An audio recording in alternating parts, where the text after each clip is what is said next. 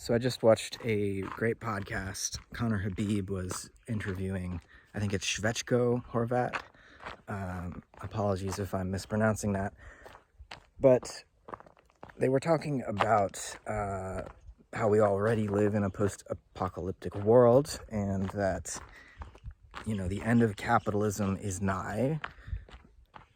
And that doesn't mean that there won't be, that we are not still at risk of sort of neoliberal austerity and technocratic overreach, but it means that mode of existence is, kind of increasingly considered to be obsolete, and there are political movements rising up from, across the political spectrum who, for various reasons, some overlapping reasons, reject this neoliberal consensus that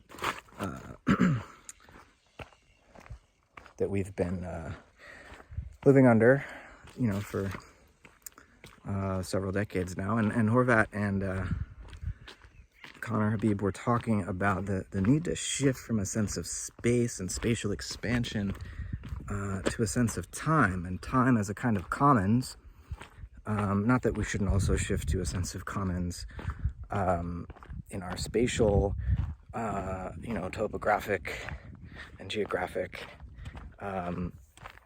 existence. But in terms of time, which I think brings in an element of the spirit and spirituality in a way that space is more material, space is what separates things. Time is what binds us together.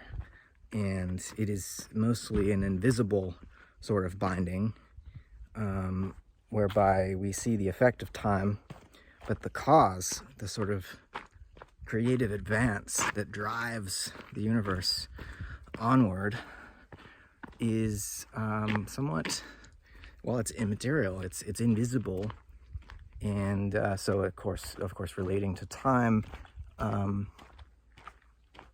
lends itself to, gotta watch out for bikers here, lends itself to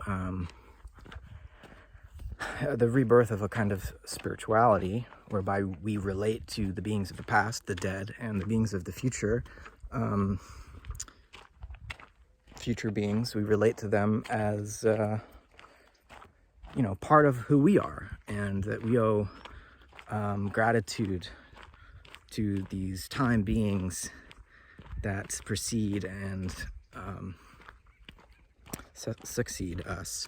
So I want to talk about that, but first I want to just apologize to Rowan Williams. Not that he'll ever watch my other video or this one, but I kind of launched into, in a video several days ago, a discussion of Whitehead's theology, and it was a request from someone who had just witnessed Rowan Williams and Ian McGilchrist in dialogue talking about Whitehead, and I wanted to just articulate Whitehead's view of things in that context. And I may have been I was a bit dismissive of a theologian and religious figure who I have to admit I haven't studied. I don't know his influences or his relationship to the topic really, other than what I heard him say or what I was told he said in this conversation. So just wanted to offer that. Sometimes I am rambling in videos and try to make a point that I hope is of value, but I may also lose track of sort of dismissive comments that I'm making about other things while I'm trying to defend my boy Whitehead. So I try to be an inclusive thinker and to welcome dialogue, and I don't know that I was as welcoming as I would like to be in discussing Rowan Williams' ideas. So let's talk about time.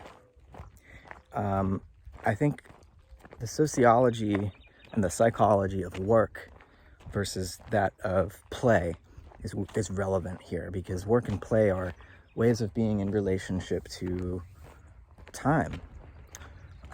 Work is it's teleological in the sense that the end is separated from the means, and the means are a way of achieving the end. So clock in, do a bunch of work that you hate, that's meaningless, so that when you clock out, you get paid and you can spend that money on stuff that makes you happy. Whereas a relationship to time that's more playful, at the end is always present. The end is, in the sense of a kind of apocalypse or post-apocalyptic understanding of our place in time, the end has always already arrived. The activity of play is an end in itself, right? And so, yeah, I just wanted to invite us to consider that as we imagine what comes after capitalism.